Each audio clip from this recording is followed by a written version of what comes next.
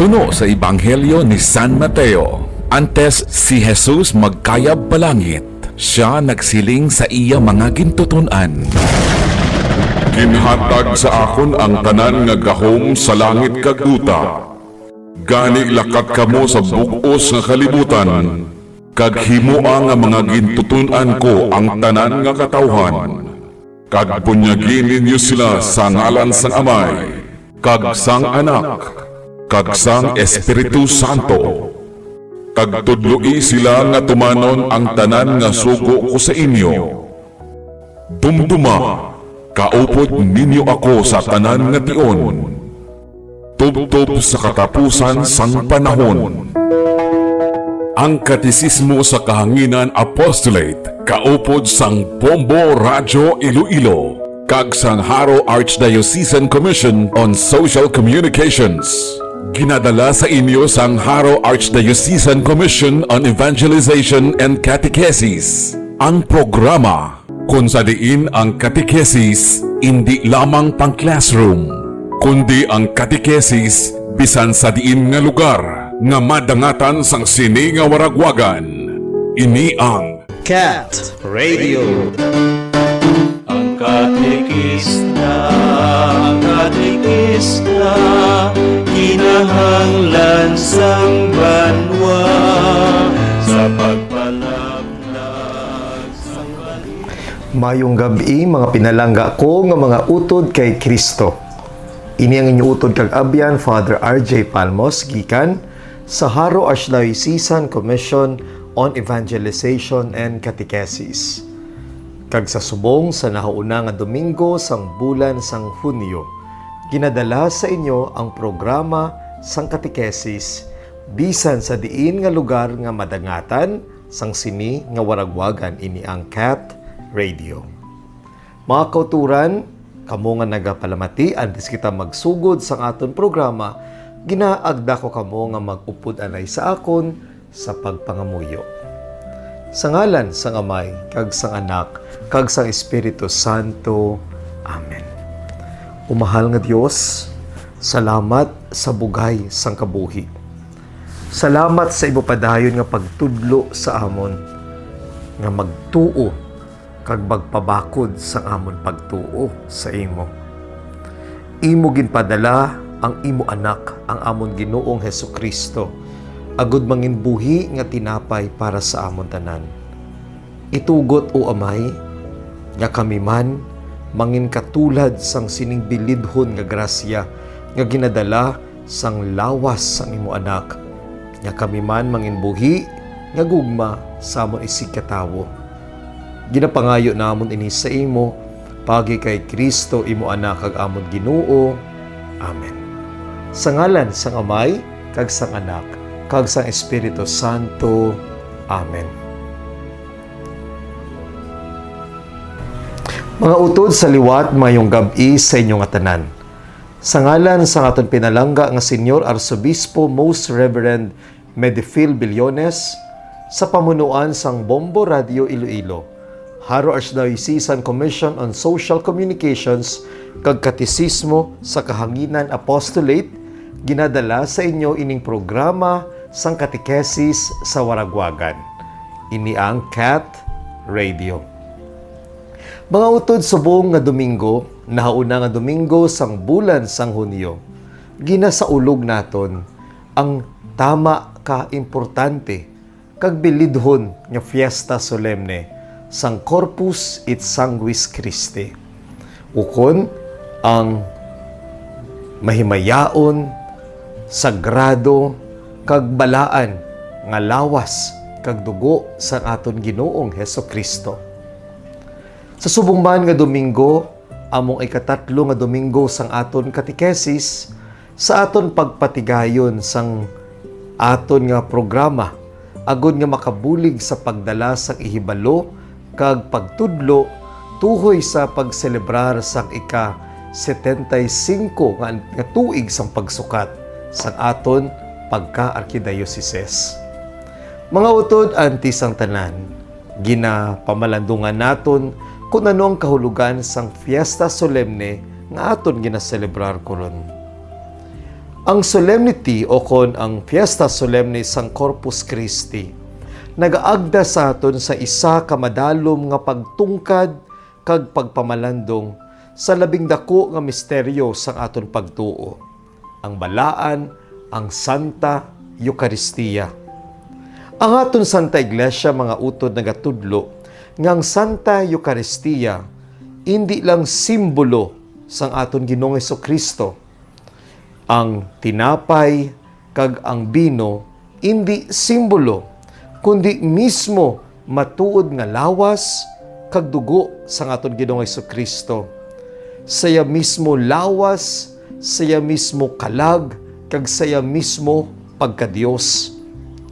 Ini ginatawag nga sakramento kung sa diin si Jesus mismo buhi kag present sa iya mga tawo sa aton nga katilingban, sa aton nga simbahan, kag padayon nga nagasagod sa aton pagpanglakhaton sa sining kalibutan tubtob sa kabuhi nga wala sing katapusan.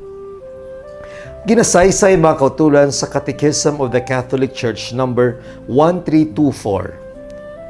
The Holy Eucharist is the source and the summit of our Christian life.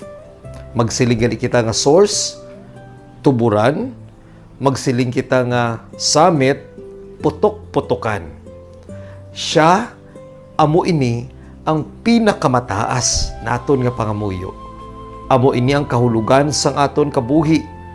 Amo ini ang misteryo sang aton pagkasimbahan. Everything in the church leads to the Eucharist, and everything flows from it.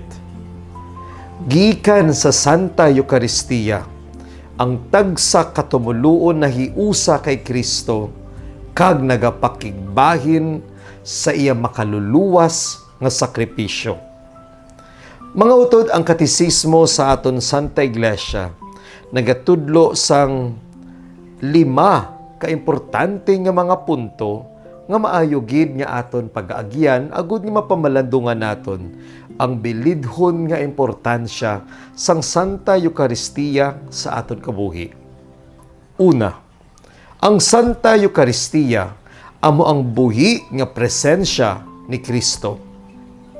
Mabasahan naton sa CCC number 1374. In the most blessed sacrament of the Eucharist, the body and blood, together with the soul and divinity of our Lord Jesus Christ, and therefore the whole Christ is truly, really, and substantially contained. Bugos kag hugot ang ginatudlo sang aton simbahan nga ang Santa Eucharistia hindi lang ordinaryo nga tinapay, hindi lamang hilikoton, hindi lamang programa nga aton ginatan-aw, kag labaw sa tanan, hindi lamang simbolismo ukon representasyon. Ang Santa Eucharistia amo mismo ang matuod-tuod nga lawas kag dugo ni Kristo nga ginalakipan sang iya mismo kalag kag pagka-Dios. Ini nga pagtudlo sa aton simbahan napasad mismo sa mga tinaga sang aton Ginoong Hesukristo dira saya katapusan nga panihapon kung sa diin ang aton Ginoo nagsiling, ini ang akon lawas, ini ang akon dugo.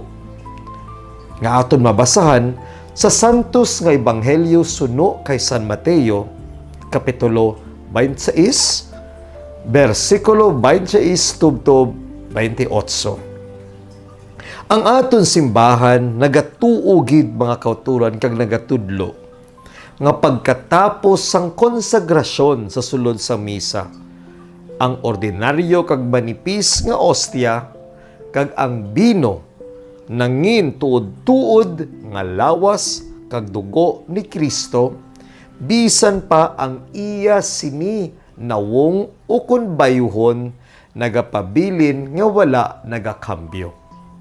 Kay man mga kauturan, ang kabug-usan sang iya nga substansya amo mismo ang iya ginadala nga kahulugan. ang iya pagka-sakramento.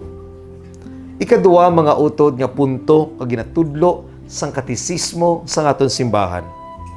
Ang Santa Eucharistia hindi lamang simple nga pagtililipon, kundi isa kaimportante nga handumanan sang sakripisyo ni Kristo.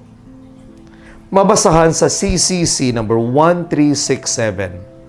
The sacrifice of Christ and the sacrifice of the Eucharist are one single sacrifice. Kung sayuron, mga kauturan, sa tagsa kation nga ginahimo ang santos nga misa, ilabi na gid sa konsagrasyon, ginabalikan kag ginasulit liwat ang nahanabo nga sakripisyo ni Kristo sa kahoy sang krus sa bukid sang Kalbaryo. Tagsa kamisa, mga kauturan, nagapahayag sang sining makaluluwas nga sakramento nga isa lang tiyapon ka sakripisyo, katulad kag kaangay sang sakripisyo ni Jesus sa krus. Gani, sa tagsa kapaghiwat sang bisa, padayon nga ginahalad ni Jesus ang iyang kaugalingon sa Amay, sa ngalan sang kaluwasan sang bug-os nga katauhan. Kung sayuron, mga kauturan, amuning kaulugan nga ang makaluluwas nga grasya sang sakramento sang Eucharistia wala lamang nagpalig-on sang panahon sang mga gintutunan sang Ginoo, kundi sa tagsa kaadlaw kag sa tagsa katakna nga ginahiwat kag ginasulit ini, sa tagsa man kation ginapadayon ni Jesus ang paghalad sang iya kaugalingon sa Amay, sa ngalan sang aton kaluwasan. Mga utod, kung ikaw nga nagasimba, kag kung nahangpan mo ini, dapat nagatuo ikaw nga sa selebrasyon sang santos nga misa, ginabaton mo ang grasya sang kaluwasan sa tagsa katakna nga ikaw nagasimba. Wala ka lamang nagalantaw sang dramatization, kundi sa tagsa kation nga ginahiwat ang misa, ginapadayon ni Jesus ang paghalad sang sakripisyo para sa kaluwasan sang katawhan sang nagligad sa karon kag sa palaabuton kag kutob sa katapusan sang panahon. Ang ikatatlo, mga utod nga ginatudlo sang aton simbahan tuhoy sa Santa Eucharistia amo nga ang Santa Eucharistia amo ang aton espiritual nga kalanon. Aton mabasahan sa CCC number 1391. The Holy Communion augments our union with Christ. Di ba katahom pamatian? Sa aton paghandom nga mahiusa kay Kristo, ang pagpangalawat amo ang bug-os kag kapupunan nga kahulugan sang paghiusa sa aton manluluwas.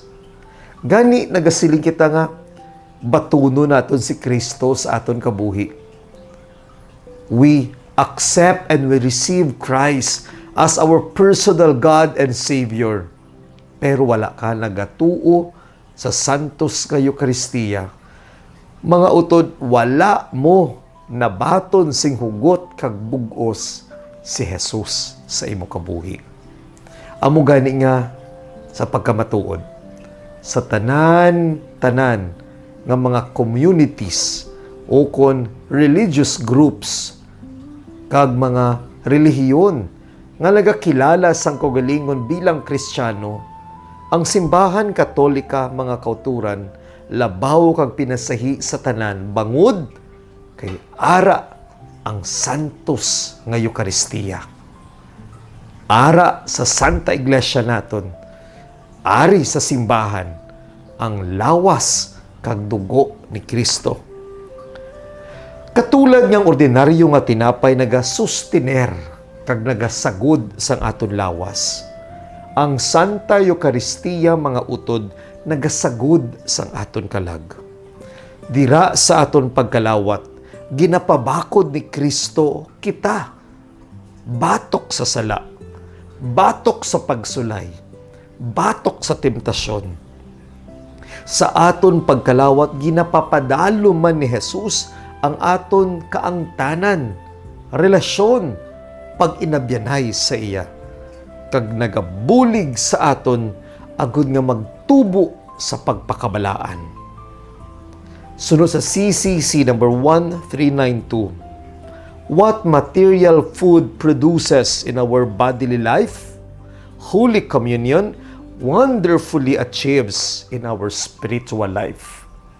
Nagasaysay ini mga kauturan, ngang kabuhi naton bilang tao hindi lamang kabuhi sang lawas. Diblahalin pa lang sang kita kindergarten o kod grade 1, ginatudloan na kita sang basic needs sang aton lawas. Pagkaon, ilimnon, pahuway, palahuwayan nga lugar, panapton, medisina kung kita nga masakit. Wala ginatudlo sa sulod sang classroom sang aton mga manunudlo ang kinahanglanon sang aton kalag. Pero ginahimo ina mga utod sang aton mga katikista, sang inyo mga kaparian, sang aton senyor arsobispo, sa mga sagrado nga mga libro nga aton ginabasa, sa mga programa sa radyo katulad sini kag sa telebisyon, nga nagapahanumdum sa aton nga may kalag kita bilang tao. Nga ang tao hindi lamang lawas, nga madunot kag kumadunot tapos na ang tanan. Ang tao may kalag. Kag ang tao bangod kay ang tao gintuga sa nawong kagkawangis ang Dios. Nagasaysay mga utod nga ang tao hindi lamang basta lawas, kundi ang tao may lawas kag may kalag. Kung ginasagod nato ang kinahanglanon sang lawas, ay basi malipat kita nga may kinahanglanon man ang aton kalag. Posible tama ka healthy ang imo lawas, pero ang imo kalag tama ka masakiton. Amo gani nga una gid naton mga utod sa gudon ang kalag. Kay kung ginasagod ka naton ang kalag, naga-manifest ini, kag ginapahayag niya ini ang iyang nurtured state sa aton lawas. Ikaapat mga utod nga punto nga ginatudlo sa aton katisismo tuhoy sa Santa Eucharistia. Ang Santa Eucharistia among nagapasad sang aton simbahan. Sunod sa CCC number 1396, those who receive the Eucharist are united more closely to Christ. Through it, Christ unites them to all the faithful in one body, the Church. Mga utod sa kita ginbunyagan, nabato naton ang indelible mark nga kita kabahin sang lawas ni Kristo ang iya simbahan. Pero ini mga utod nga indelible mark, kinahanglan padayon nga masagod, padayon nga mahiusa kay Jesus, kag mahimo lamang ina kung kita nagatambong sa misa kag kita nagapangalawat. Sa aton pagpangalawat mga kauturan, wala lamang kita nahiusa kay Jesus sa aton pagkaon sa iya lawas, kundi nahiusa man kita sa tagsa kakatapo sang aton simbahan. Ang Santa Eucharistia nagapabakod sang paghiliusa, sang pagigugma, kag pagtinamdanay sang tagsa kakatapo. Dira mga utod sa santos nga Eucharistia, ginaangot naton ang kahulugan sang aton kabuhi. Wala na sang iban pa nga mas makalapaw pa sa sina. Bangod kay kita may santos nga misa, kag tungod kay kita nagapangalawat, kinahanglan kag pagpahanumdum gid sa aton nga magpabilin kita nga nagahiusa, nagatinamdanay, kag nagahigugmaanay. Amo gani mga kauturan, no, nga kung ikaw wala gasimba, o kung dugay na nga nagapangalawat, yes, nabaton mo ang indelible mark nga katapo ka sang simbahan ni Kristo sang yalawas. Pero, hindi ka hugot kag bugos nga nahiusa. Amo gani nga ginatawag naton di bala mga utod nga ang pagkalawat, communion. Mahiusa kita kay Kristo. Kag ginatawag man naton ang pagkonfessar nga reconciliation. Nga kung kita nakahimo sang mortal nga sala, kita mismo nagaseparar sang aton kaugalingon sa iyang lawas.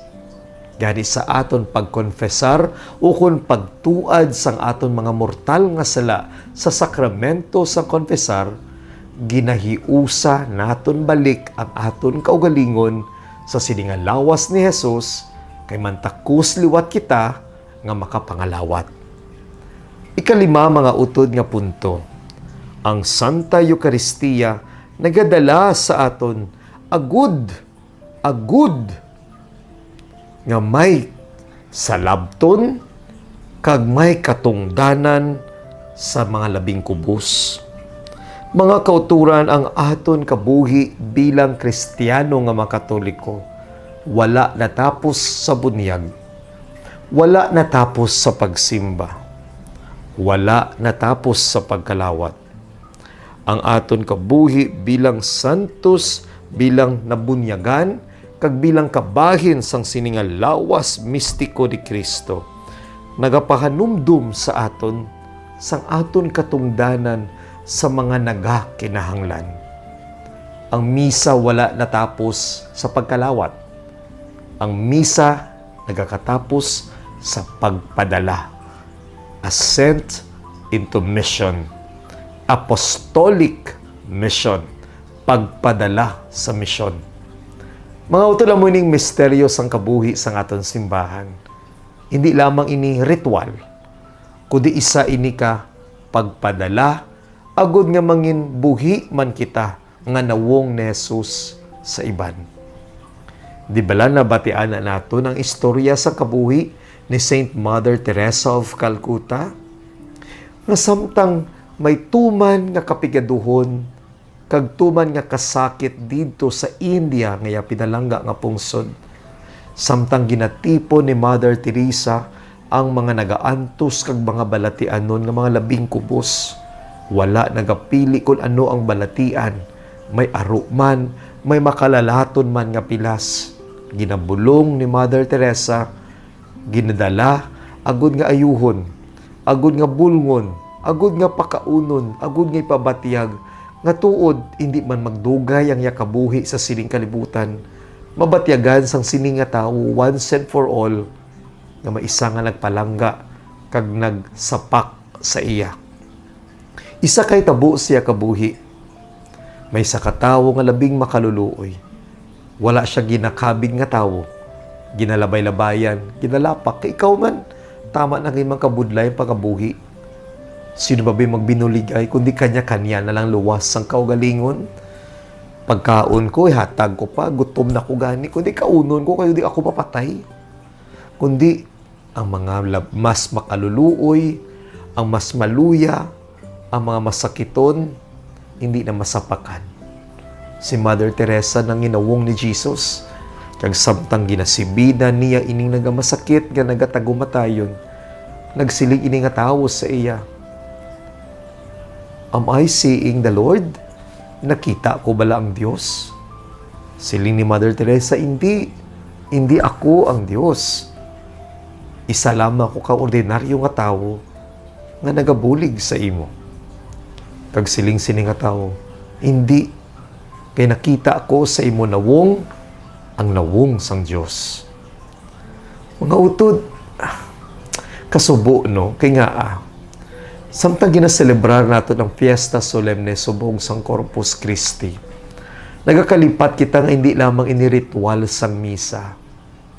Kung kaisa bala, no, absorb kita, kag too much kita ka-focus sa rubrics, sang liturhiya, sang mga ritual.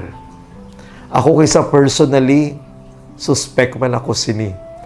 At the back of my mind, kung kaysa may other side of me, nga tama ka strikto. Kung may mga magpangalawat, gani, kita ko nga, ang yakamot, tuo sa babaw, sa wala, kina-correct ko dayon. O kung ko wala, gani gasabat sang amen, dayon ko saway. O kung kita o gani ang kamot, nga may sulat-sulat, bang kisadad bla mga utod. May iban kisa nga nagapangalawat, mapila magpangalawat, ginataya niyang iyakamot, ang iyakamot ya may ginauyatan nga cellphone, may ginasipit nga panyo, may experience siya pa ho gani nga may nagpangalawat, pagtaya niya sang kamot niya, ba ang palad niya ya buta kalista kang ballpen, kag anong nalista, 1/2 kilo baboy, 1/4 kilo isda, isak bugkos nga tarong, di ba? Isa ba ogtas ka? Kag isa part of me, ginasaway ko na dayon. You know what? Kung isa bala, na-realize ko. Every time nga Fiesta Solemne gid sang Corpus Christi, I felt humbled. Nga. Kay kami, pirama lang kami mga kaparian diri sa Archdiocese of Haro. Based on our latest ratio, sa akon niya nga natipon nga data, 174 kapari. This was 2 years ago. May mga bagong orordinahan bilang pari, pero may mga kaparian nga nagkalamatay. So gani hindi na kugid ka kahatag sang concrete kag precise ka number. Basta 2 years ago, ang kaparian sa Archdiocese of Haro, 174. I felt so humbled and so blessed nga ginpili ako sa mahal nga Dios nga mangin iya pari. Nga ikaw dira sa iya altar, sa tagsa ka adlaw nga ikaw nagamisa, nga ikaw dira ang ginagamit sang Dios nga palaagyan kag instrumento, agud nga ining nipis nga tinapay nga ostias, nga mas manamit pa ang tinapay nga ribisco kon mari nga may sabor kag damol-damol, kag ining bino nga mumpo nga ginabakal sa mga bookstore, sa mga SM, etc. Na ikaw pagagamiton sang Dios bilang palaagyan, agud nga mangin iya matuod-tuod nga lawas kag dugo. What a great mystery, mga utod. Gani sa akon mga utod nga mga kaparian. Every time sa subong as we celebrate the Fiesta Solemne sang Corpus Christi, we pause a moment of silence at now and we express our deepest gratitude that despite our sinful state, that despite our unworthiness, di ba? Ginagamit kita sa gihapon sa mahal nga Dios nga mangin instrumento ang aton kamot, ang aton tutunlan, ang aton presensya nga inang ordinaryo nga tinapay kag bino, mangin iya sagrado nga lawas kag dugo. Kag kamo mga utod nga mga utod namon nga mga laiko nga nagatambong sang misa, wala lamang kamo basta nagatambong. Wala kamo nagatanaw sang dramatization ni Father. Kung kay sa basi pala nga nagafocus pa kamo sa manami nga vestment ni Father, saya nga manami nga humili lamang kag naanod na kamo sa pinakasentro sang aton kabuhi, nga among pinakasentro pero pinakakubus kag pinakasimple. Di ba? Kung kaisa no, I'm brought into awareness. Ginapatahom naton ang mga retablo sa aton mga simbahan.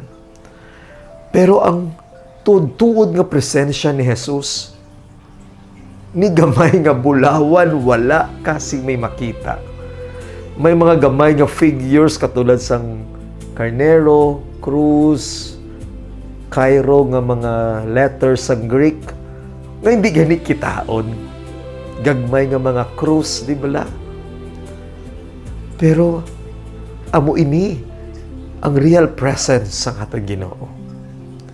You know what, brothers and sisters, every third Sunday nga naga-recording kami sang Cat Radio, kag upod ko kay balang basta third Sunday, si Monsignor Excel Hain ang nagahatag sang Cat Radio program.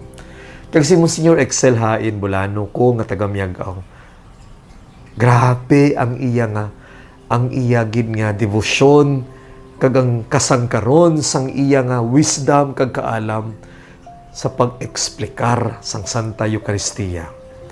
Samtang nagapamati ko siya dira ko man amat-amat nga natungkad ket papaano ang kalalawran kag kadadalman sang sining matahom nga kamatuoran sang aton pagtuo. Si Monsieur Excel Haid na nagtudlo sa akon sang termino sang Santa Eucharistia. Kag siya nag-remind sa akon nga, RJ, hindi mo gid pagkalimtan. Sa tagsa ka programa sang katekesis, kung wala ina na anchor sa Holy Eucharist, that is selfish. That is not real evangelization and catechesis. That is simply a selfish and a personal agenda. Nagtudok gid ina sa akon tagipusoon kag sa akon huna-huna. Gani mga utod ko kung mga pinalangga ko ng mga katikista, ginapasa ko man sa inyo ina nga matahom nga pagpahanumdum. Ang katikista nga wala nag-aapresyar sang santos nga misa. Ukon ang katikista nga kung kaisa nagapanumdum pa sang katamadon magsimba. Ang katikista nga medyo malagana sa debosyon sang pagtiner, sang pagpangamuyo sa tubangan sang Blessed Sacrament. Ang katikista nga wala nagadispose sang kaugalingon antis magpangalawat. May dako gid nga issue sa imo kabuhi. Kag kinahanglan mo gid balunon kag pamalandungan. Mga utod sa as I said kani ay ina, sa sini nga Domingo, ikatatluman nga Domingo sang aton katekesis, in preparation for the 75th or the diamond anniversary of our beloved Archdiocese that we will be celebrating on June 29, 2026, 75 years ago. June 29, 1951, ginbayaw ang Dioceses sang Haro bilang Archdiocese kag si Anay Archbishop Jose Maria Cuenco among labing una nga arsobispo kag una nga Pilipino nga obispo sang Archdiocese sang Haro. Kita nagapamalandong quid nunc samtang hinunanon kami sa dumduman ko, kaupod ko si Monsieur Andy Esperancilla kag si Father Lester Villa, akaton Commission on Liturgy, nga nagalibog ulo namon nga tatlo. Ano ayan ang tema nga pagahimuon naton for the Diamond Celebration? I remembered Monsignor Andy saying nga, basi hindi man kinahanglan nga may tema. Nga nagapalibog kita kung ano ang tema, kay basi hindi tema ang kinahanglanon, kundi isa ka pagpamukaw o kung isa ka pagpahanumdum o kung realization. Kag nadumduman ko si Monsieur Andy liwat-liwat nga nagasiling sang tinaga nga, ano na, 75 na kita, may synod na kita, 2006, may synod on synodality, ano na? Samtalaga istoryalay kami, sige amo ni Father Lester pangita sa Bible. Ano ayahan nga verse sa Bible nga na-mention, basi pa lang nga may na-mention nga tinaga o kon phrase nga what now or ano na. Kag nakita namon Acts chapter 2 verses 37 to 42. Pagkatapos nagtunda ang Espiritu Santo sa Pentecostes nga daw mga dila nga kalayo. Si San Pedro nagwa sa sinaangatrangkahan nga balay kag naghatag sang malawig nga sermon parte kay Jesus nga nabanhaw gikan sa kamatayon. Pagkatapos sa malawig nga paghambal, nagpamangkot ang iya mga utod nga mga gintutunan kag mga gintutunan man nila nga iban. Ano na karon? Ano na ang aton himuon? Kasi San Pedro nagsiling, maghinulsol kamo, magpabunyag, kag batunan ninyo ang Espiritu Santo. Repent, renew, and receive. Mga utod, ang quid nung o kung ano na subong, hindi tema. Wala kita sang tema, kundi isa ini kapag pamangkot, pag-usisa sang kaugalingon. Hindi lamang kinaga-celebrate kita sang Diamond Anniversary, kundi ikaw nga nabunyagan, ikaw nga nagasimba, ikaw nga nagapangalawat sang lawas ni Kristo. Ano subong? Ano subong? Nanginbuhi ka man bala nga lawas ni Kristo sa iban? Mga utod baluno na ini naton nga pamalandong sa sininga Domingo sang Fiesta Solemne sang Corpus Christi. Ano na kita subong?